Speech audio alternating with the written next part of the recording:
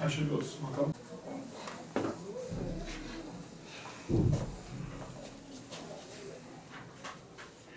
Bebek ne sandın?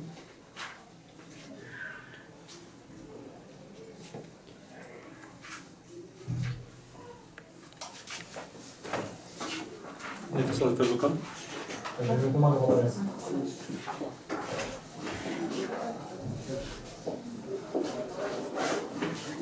Yat o zaman bak.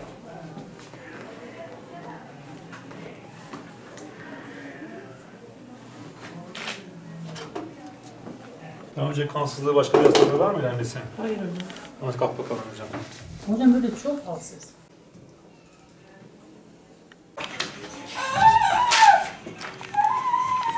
Bak annene yetişmiş size. Doğru mu yani? Ama biraz baban boyu nasıl annenin baban boyu? Annenin baban boyu nasıl? Annemin kısa balkon. Ne kadar uzun? Ne kadar var? Şimdi senin biraz boyun yaşına göre kısa kalmış, tamam mı? Bir ara bir anne mama gelsin, onlarla konuşalım. Seni gelip çocuk endokrin bölümüne göndeririz, tamam, hormon bölümüne. O senin tahlilleri yapılsın ama bizdeki tahlilleri normal çıkmış, bir sıkıntı yok, tamam? Hadi geçmiş olsun. Tabii kış mevsiminin başlaması üzerine, havaların değişimi üzerine en çok bu mevsimde soğuk algınlığı ve soğuğa bağlı hastalıklar geliyor. En sık üst solunum yolu enfeksiyonları. Üst solunum yolu enfeksiyonlarda en sık sebebi bunlar viral enfeksiyonlar. Viral enfeksiyonların tuttuğu organa göre hastaların şikayetleri değişiyor. Boğaz ağrısıyla, kulak ağrısıyla, öksürükle, ateşle ve akciğere bağlı bazen bronşiolit bulgularla gelebilirler, hırıltıyla başvurabilirler. Tabii bu hastalıklarda ailelere özellikle tavsiye edebileceğimiz hastaların öncelikle bir evde takip edilmesi gerekiyor. Bu hastanın ilk 3 gün ateşleri olabilir, öksürükleri olabilir. Bu bahsettiğim hastalara yaklaşık 300'den fazla viral enfeksiyon var ve bunların %90'ına yakını viral enfeksiyon olduğu için hemen antibiyotik kullanmak gerekmiyor bu hastalıklara.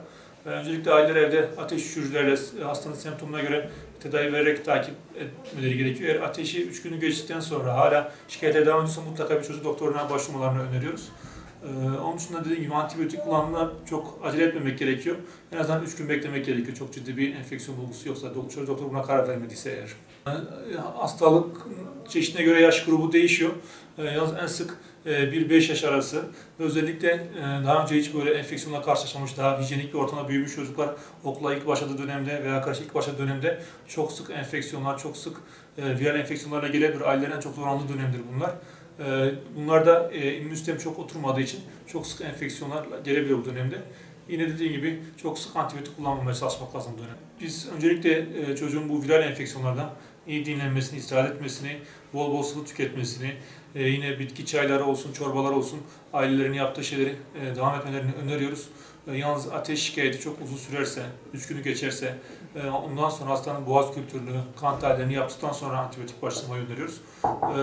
Tamamen hastalığın ciddiyetine göre ilk aşamada daha çok semptomlara yönelik, ateşi varsa ateş düşürücü, ona yönelik tedaviler öneriyoruz. Konumuz arttı bu dönemde. Ortalama 80-90 hasta bakıyoruz bir poliklinikte. Biraz yoğun geçiyor.